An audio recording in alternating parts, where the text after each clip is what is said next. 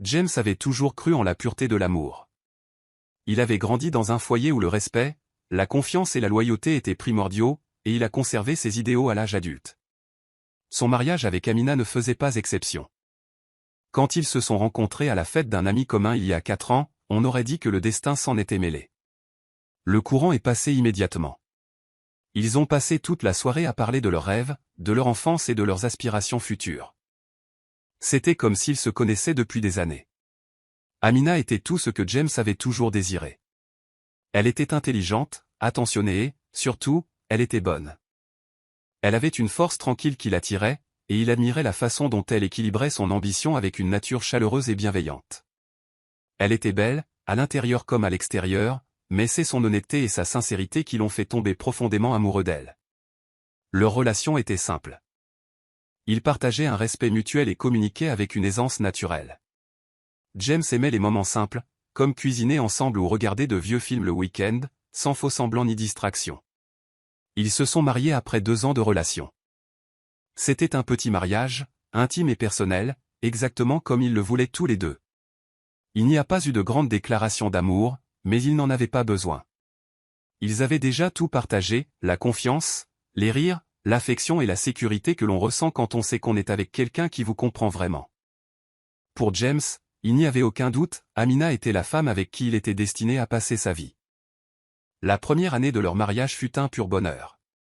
Ils se sont créés une vie ensemble, leurs emplois du temps se complétant tandis qu'ils travaillaient à construire leur carrière et à renforcer leurs liens.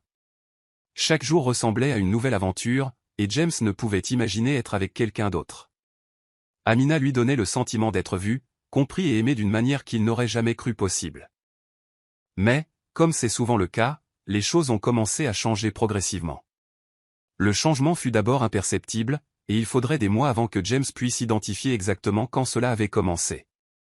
Il remarqua qu'Amina, autrefois si ouverte et présente, était devenue distraite. Au début, c'était de petites choses, un regard absent pendant leur conversation, un léger retard dans ses réponses, un sourire occasionnel qui semblait plus forcé que naturel. Ce n'était pas assez alarmant pour s'inquiéter, mais James commença à ressentir un malaise discret qu'il ne parvenait pas à expliquer. Elle se mit à passer plus de temps sur son téléphone, à vérifier des messages, à envoyer des textos à des gens qu'il ne reconnaissait pas. Elle était devenue secrète avec son téléphone, le consultant d'un geste rapide ou le cachant quand il entrait dans la pièce.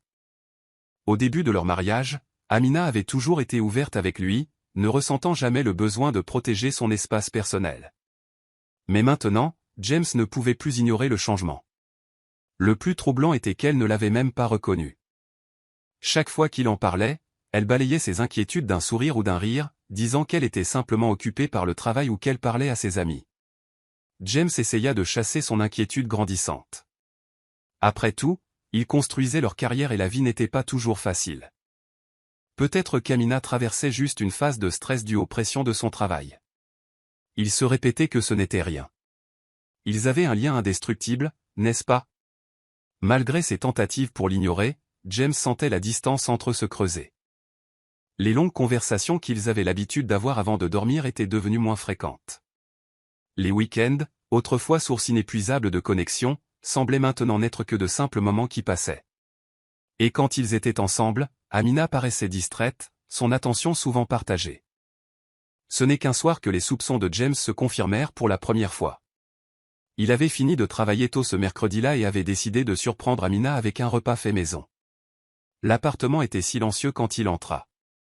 Le salon était faiblement éclairé, seul le doux bourdonnement du réfrigérateur emplissait l'espace. Il appela son nom mais ne reçut aucune réponse. En se dirigeant vers leur chambre, il remarqua le téléphone d'Amina sur le comptoir de la cuisine, écran vers le haut. L'écran était allumé, et un nom s'affichait en gras, Kofi. Ce n'était pas un nom qu'il reconnaissait. Kofi. Un ami? Un collègue? Son esprit s'emballa tandis qu'il prenait le téléphone et lisait les derniers messages. Ils n'étaient pas explicites, mais ils étaient aguicheurs, enjoués, taquins, des messages qui nouèrent l'estomac de James. Il sentit un froid glacial l'envahir. Était-ce juste un échange amical? Il ne savait pas. Mais en entendant des pas derrière lui, il reposa rapidement le téléphone et se retourna. Amina, sa voix était tendue. Elle entra dans la cuisine, surprise de le voir tenir son téléphone. « James, qu'est-ce que tu fais ?»« Qui est Kofi ?» demanda-t-il, essayant de garder une voix stable, mais sans y parvenir. Le visage d'Amina vira au rouge. Elle semblait prise au dépourvu. « James, ce n'est rien. Juste un ami du travail. » James ne répondit pas. Il ne le pouvait pas. Son cœur battait à tout rompre dans sa poitrine. Le sourire qu'elle lui adressa semblait forcé, comme un masque qu'elle avait mis pour tenter de cacher la vérité. Mais James ne pouvait plus prétendre que tout allait bien. Il avait vu quelque chose dans ses yeux, une lueur de culpabilité qu'elle ne pouvait cacher, malgré tous ses efforts. « Je pensais que nous n'avions plus de secret, Amina, dit-il doucement. Pourquoi me cacher ça ? Je ne voulais pas te faire de mal, dit-elle, la voix tremblante. Ce n'est pas ce que tu crois. Mais il était trop tard. James savait déjà. Les semaines qui suivirent furent un tourbillon de confusion, de colère et de chagrin. Les excuses d'Amina vinrent rapidement, mais elles ne réconfortèrent pas James, elles ne firent qu'aviver la douleur. Elle expliqua que sa relation avec Kofi avait commencé innocemment, comme une simple amitié. Mais avec le temps, c'était devenu quelque chose de plus. Il l'avait écoutée quand elle se sentait seule, quand elle pensait que James était trop occupé pour la remarquer. Plus elle parlait, plus l'incrédulité de James se transformait en colère. Comment avait-elle pu faire ça? Comment avait-elle pu le trahir ainsi après tout ce qu'ils avaient partagé? Ils essayèrent d'en parler. Amina pleura, implorant son pardon. Elle admit sa faute, mais James n'était pas sûr de pouvoir lui pardonner un jour. La femme qui avait promis de l'aimer, de l'honorer et de lui être fidèle avait rompu cette promesse. La confiance qu'ils avaient bâtie au fil des ans ressemblait maintenant à un château de cartes, prêt à s'effondrer. Chaque conversation à ce sujet ne semblait qu'approfondir le fossé entre eux.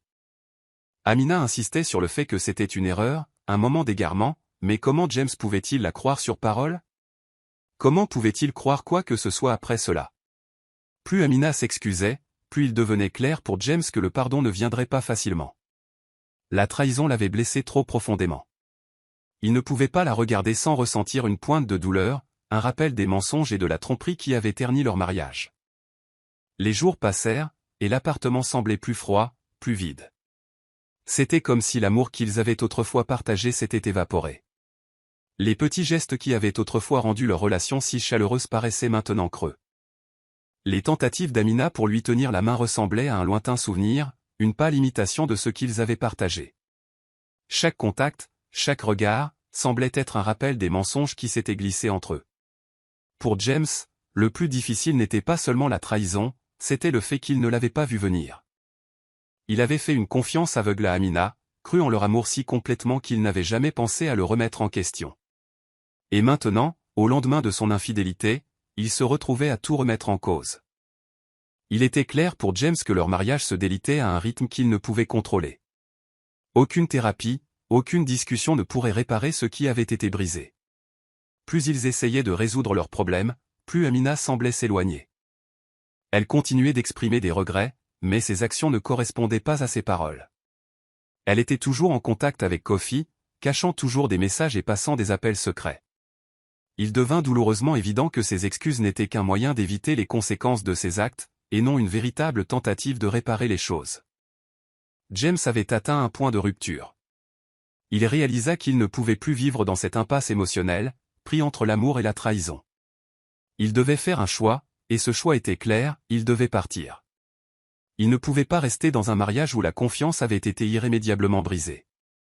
Il devait retrouver sa paix, son identité. Un soir, après une autre dispute qu'il avait laissé épuisée, James prit sa décision. Il fit ses valises pendant qu'Amina était sortie, ne prenant que le nécessaire.